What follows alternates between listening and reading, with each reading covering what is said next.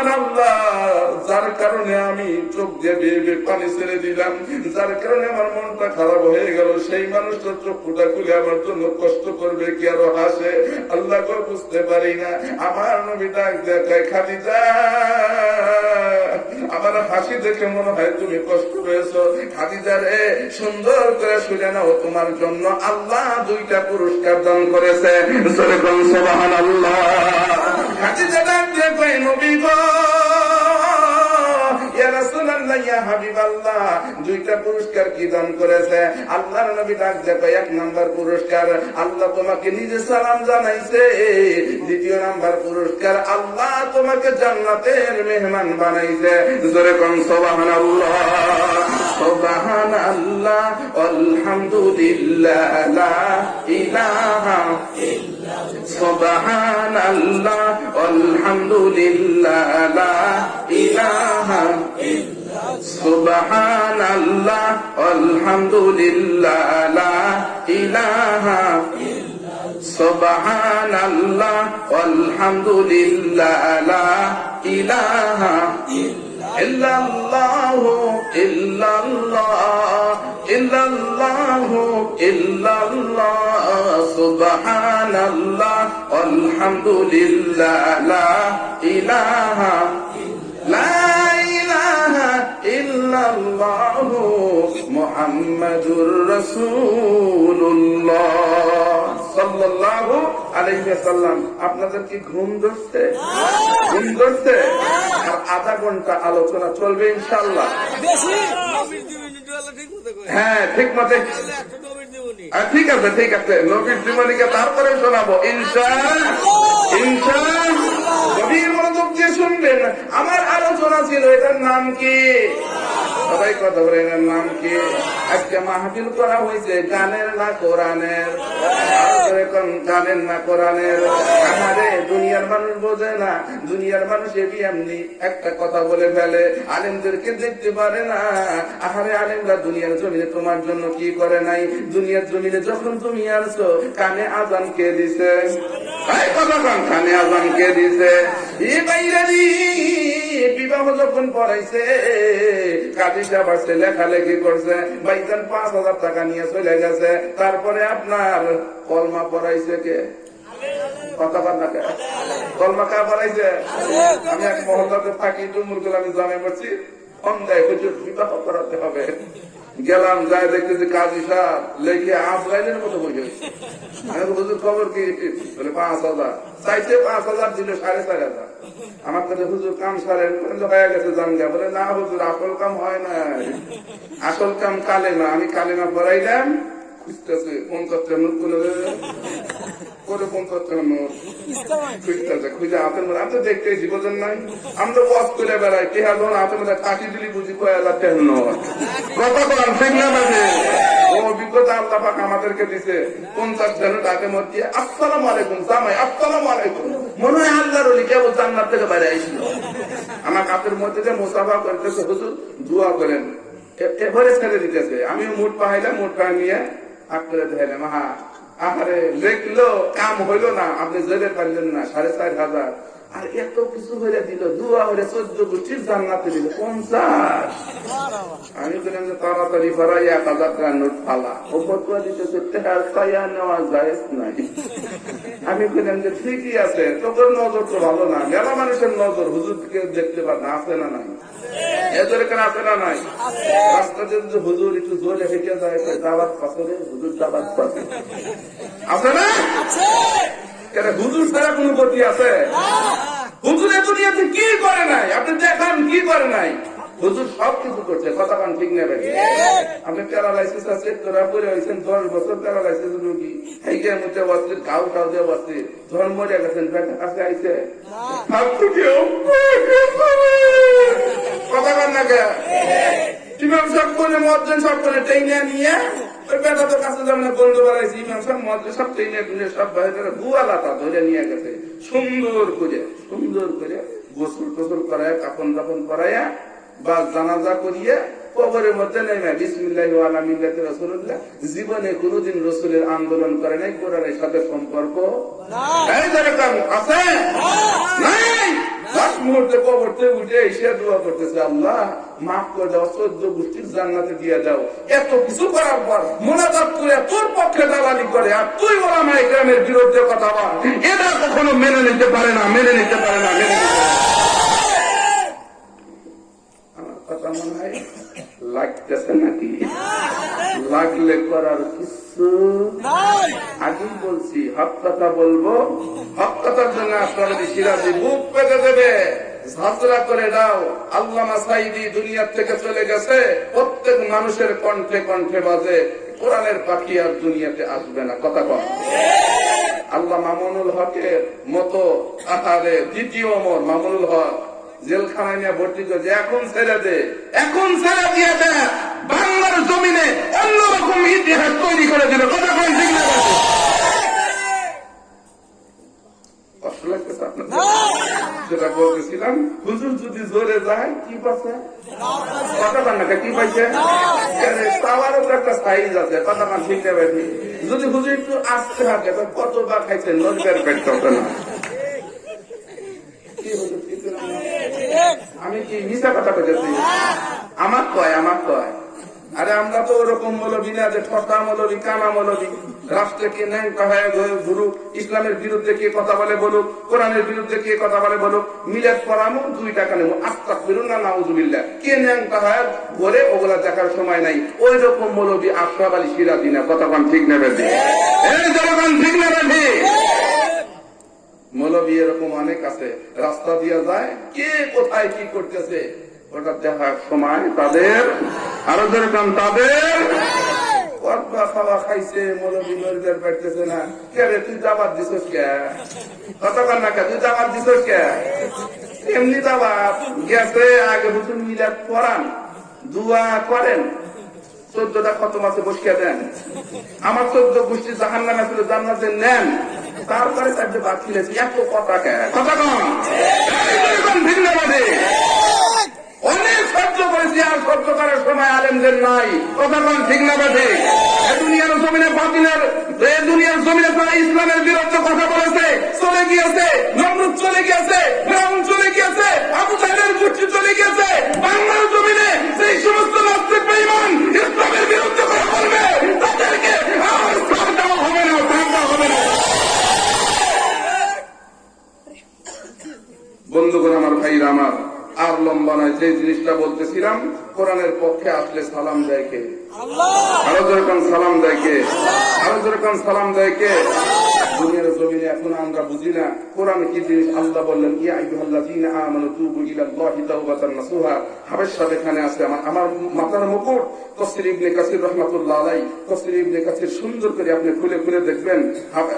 আপনার ইয়া আইয়ুহাল্লাযীনা আমানু তুবু ইলাল্লাহি তাওবাতান নাসুহার ব্যাখ্যা, কোন মানুষ যদি আজীবন জিন্দেগি গুনাহ করিয়া খাস দিলে তওবা করিয়া আসিয়া কোরআনের কাছে আত্মসমর্পণ করে, আল্লাহ ডাক দেখায়, বান্দা আত্মসমর্পণ করেছো, আমি আল্লাহকে ডাক দিয়েছো, আল্লাহ বলে সহ্য করতে পারি না, রহমতের সাগরে জুস মেরে গেছে, আমি আল্লাহ জিন্দেগির গুনাহ মাফ করে তোমাকে ওলির খাতায় নাম বসায় দিলাম।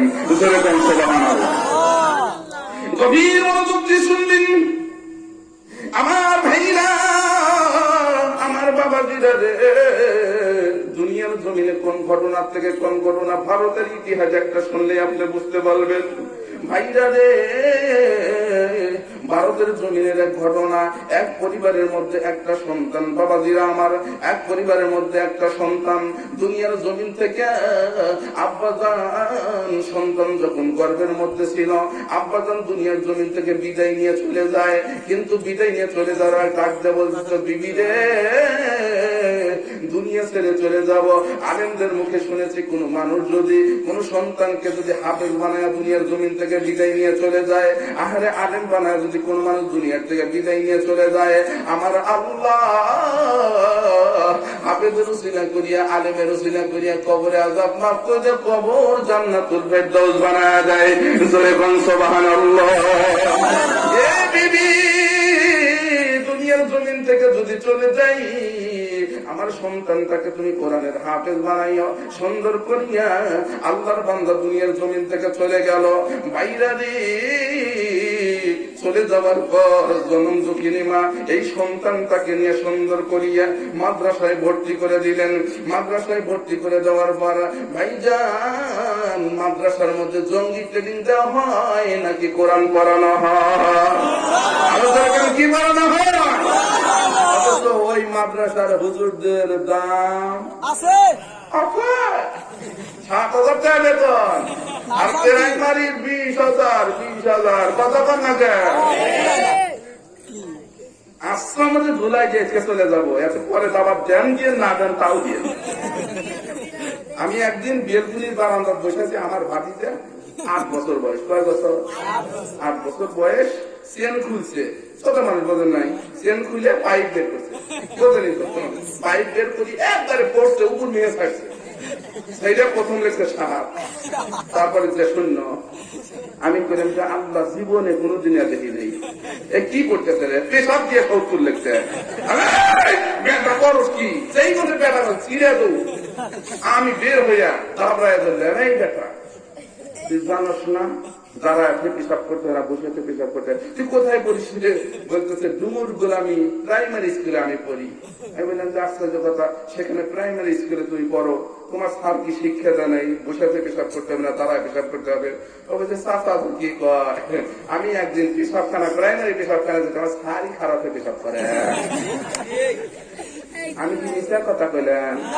এমন ফুল প্যান্ট পড়ছে, খাওয়ায়া পেশাব করা ছাড়া বুদ্ধি, আরো দরকার বুদ্ধি।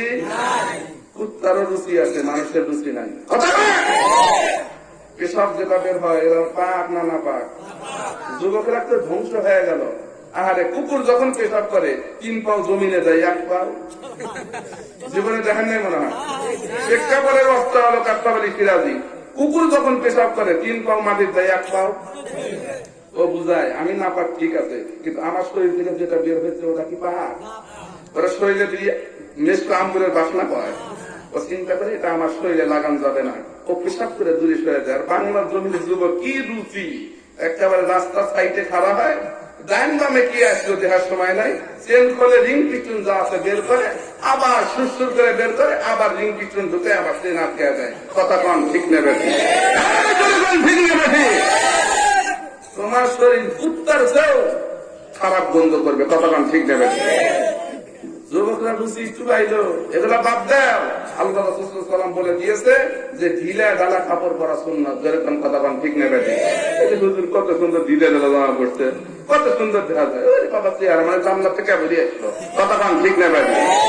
ওই বয়সেরই আর এক ভাতিজা মাদ্রাসা করে, কি করে? মাদ্রাসায় করে। আমি একদিন মাদ্রাসায় কিছু যা দেখছি পেশাব করতেছে, তারা খারাপ পেশাব করে, মাদ্রাসা কত না বসে পেশাব করে। দপ্তরে মাদ্রাসা কিছু যায় দেখেন যে বসে না খারাপ, এতটুকু চলে এসেও কি করে পেশাব করে? বসে পেশাব করে। বসে পেশাব করে একটা ঢিলা নিচ্ছে, নিয়ে সুন্দর করিয়া ওই যে পেশাব করে ঘুরতেছে। হুজুর আর কাজ হয়েছে, আপনি কাছে ছিড়াব দেন না কে? বলে হুজুর আপনি বুঝবেন না। আমি আমি কাজ করি, আমি বুঝবো না, আপনি বুঝবেন? তুমি কাশো, কাশে সিরাপ খাইতে পারো না। বলে হুজুর আপনিও তো বোঝেন না, আপনি এত বড় বক্তা, আপনি তো বলছেন কি বুঝবো রে? বলে এটা আমার কাশ না, এটা আমি করতেছি তো আমার পেশাব বের হয়ে যায়। জোরে পঞ্চবাহান। আবার গেল পানি খরচ করলো, পানি খরচ করিয়ে তার উজু করতেছে।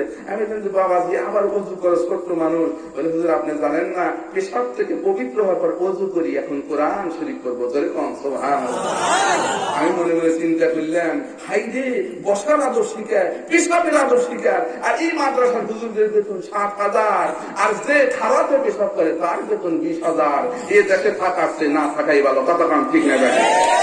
শিক্ষাঙ্গনের দিকে ভাইরে দেখো না চোখ মিলিয়া, ছাত্র ছাত্রী বই সারিয়া আছে শুধু প্রেম লইয়া।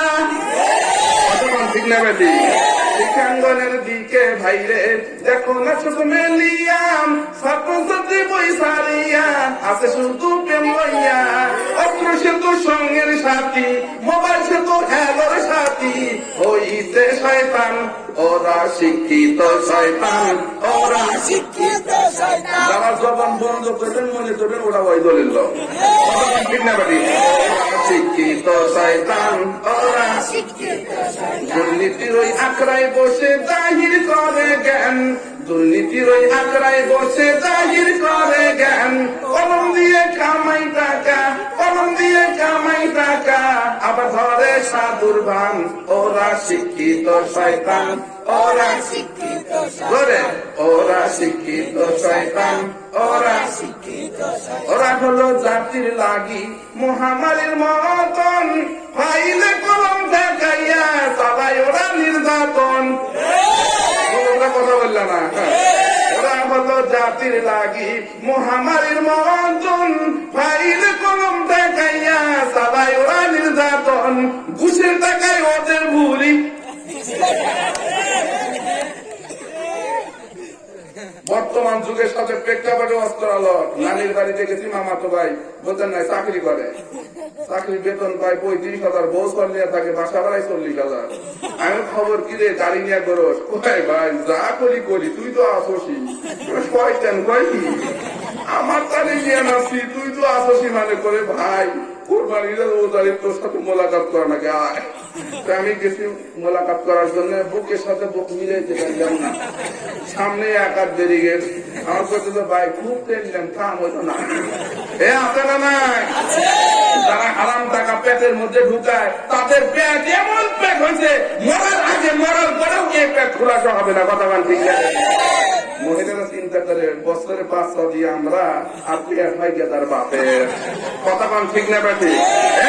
ঠিক না বেটি? রাষ্ট্রবাদী সিরাজি গরুর গোস্ত কম খায় নাই, মুরগির গোস্ত কম খায় নাই, খাসির গোস্ত কম খায় নাই, পেট আছে। লোকটা কি ছোট না বড়? এত বড় পেট, কিন্তু আমাদের তো পেট হলো না। বোঝা গেল আমাদের পেটের মধ্যে হারাম, আরো দরকার হারাম। ওরা বলো জাতির লাগি মহামারীর মতন, ফাইলে কলম ঠেকাইয়া চালায় ওরা নির্যাতন, ঘুষের টাকায় ওদের ভুরি, ঘুষের টাকায় ওদের ভুরি, করে যে টান টান, ওরা শিক্ষিত শয়তান, ওরা শিক্ষিত শয়তান, ওরা শিক্ষিত শয়তান, ওরা শিক্ষিত শয়তান। গিরিগিরিয়ার মাজার পূজা চলছে চেষ্টা জুড়িয়া, সে দেখবে তার ভণ্ডামিতে চেষ্টা গেল ভরিয়া। ঠিক না বাকি? গিরিগিরিয়ার মাজার পূজা চলছে চেষ্টা জুড়িয়া, সে দেখবে তার ভণ্ডামিতে চেষ্টা গেল ভরিয়া। গাদার কলকিতা মারিয়া আছে না নাই? আছে না নাই? কলকিতা মারিয়া দেখাই খাজার শান, কত বাবা, ল্যাংটা বাবা, আল্লাহ বাবা, তালা বাবা, গাজা বাবা, আছে না নাই? আছে না নাই? আর এমন পীর বাংলাদেশে হয়েছে ভাই, পীরের সংখ্যায় 90,000, মুড়িদের সংখ্যা কোনে পাবেন। আর পীরও হয়েছে, নামাজও লাগে না, রোজাও লাগে না, গোসলের খবর নাই। এরকম ঠিক না বাকি? এরকম পীরের কাছে যাওয়া যাবে? এরকম যাওয়া যাবে? ওরকম পীরের আমাদের দরকার নাই যে পীর নামাজ পড়ে না। কতক্ষণ ঠিক না বেটি? ওরকম পীরের কাছে আমরা যাবো না যে পীরের ধারি নাই। কতক্ষণ ঠিক না বেটি? ওই পীরের কাছে আমরা যাবো না যে পীর জীবনেও গোসল করে না। কতক্ষণ ঠিক না বেটি? পীরগিরিয়ার মাজার পূজা চলছে চেষ্টা জুড়িয়া, সে দেখবি তার ভণ্ডামিতে চেষ্টা গেছে বুড়িয়া।